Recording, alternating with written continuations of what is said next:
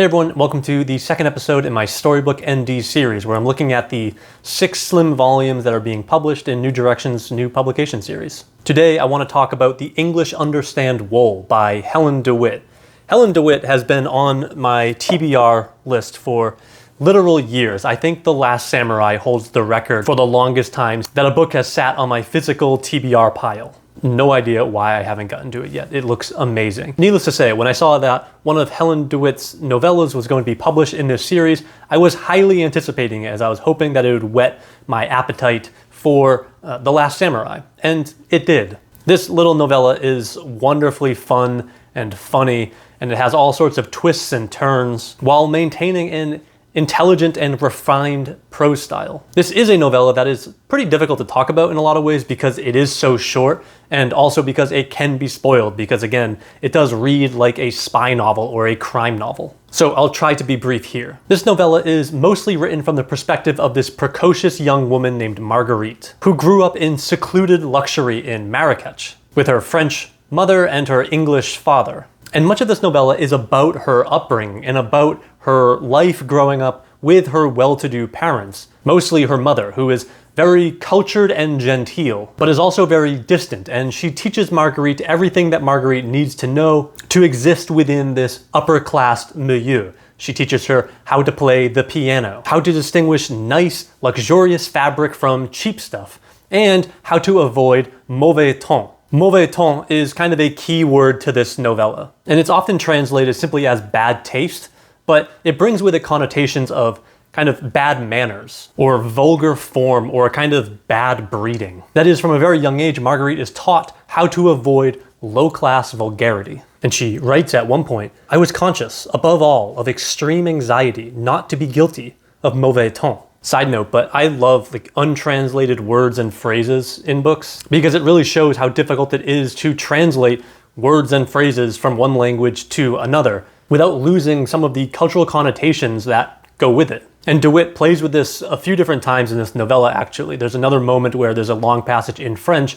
and then she provides 4 different full translations, each one being slightly different, which means that each one have a slightly different meaning. But we learn quite quickly that Marguerite is actually writing this memoir about her life, as we begin getting these chapters, which are letters from her editor, a woman named Bethany, who is concerned that Marguerite isn't quite letting the reader in enough, that she isn't giving us juicy enough details, as her writing about her parents seems very distant and impersonal. Her editor, Bethany, writes, "Hi Marguerite, thanks for the pages. They definitely give a feel for what she was like, and that's really helpful, but you don't say much about your feelings. She seems to have been quite cold. How did you feel about that? Were you hurt? Did you feel you had nowhere to turn?"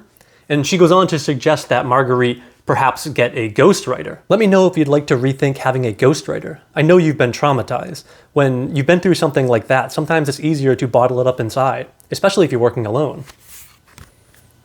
And I won't say too much more about the story here, but as you can see, Bethany really thinks that there's something juicier hiding behind this perceived facade that she thinks Marguerite is putting up. And she really wants to get to it and to pry it out. And why does she want Marguerite to delve into the lurid and tantalizing personal details about her relationship with her parents? Well, she isn't a therapist or anything like that, so she's certainly not trying to help Marguerite. She's a publisher trying to tease out a sensational and therefore lucrative book. And there is something sensational there, by the way, as you discover later in the novel that Marguerite didn't live what we might call a normal life. But what's fascinating here is how DeWitt, through Marguerite, explores the exploitation of trauma by the publishing industry as well as by the general public. Through her dealings with Bethany, Marguerite realizes that not only was she a victim of her upbringing, but she's still a victim and still being victimized and exploited by those who are ostensibly trying to help her. There is this exploitation of the trauma narrative. As, especially right now, by the way, the trauma narrative is the most prominent and the most profitable story that you can tell to the public. Everyone needs to be a victim because victimhood can be capitalized on. And Marguerite wants nothing less than to be a victim. But she is just such a fascinating character because just like her mother, she does have this cold and distant personality, as she's clearly guarding something from everyone around her as well as us and perhaps even herself. But these two, Marguerite and her editor Bethany, have this massive face-off, and it's just brilliantly wrought. And this debate between the author and the editor is funny, but it's also deadly serious, as it really illustrates how many of the books and stories that we read are siphoned through this controlling and often exploitative system of editors and publishers who are more interested in making money than anything else. And all this really just reminded me a lot of the kind of media storm around that new memoir by Jeanette McCurdy. And not to hate on her at all, as it seems like she wanted to tell this story and had full control over the story. But there's a reason why her memoir is called I'm Glad My Mom Died, and why it's the #1 best-selling book in America right now. People love a traumatic and sensational story, especially one told by a young woman. Anyways, The English Understand Wool by Helen DeWitt is wonderful, and it takes to task the entire publishing industry. For only 55 pages, this novella does a whole lot. And this is exactly what this Storybook ND publication series is all about. This is the perfect read for a late summer, early autumn afternoon, as it's quick, funny, and simply is just a whole lot of fun without sacrificing anything in terms of a nimble and smart prose. Really just an enjoyable novella. And I'm really looking forward to finally getting to Helen DeWitt's longer novels in the near future, hopefully. Anyways, thanks for watching.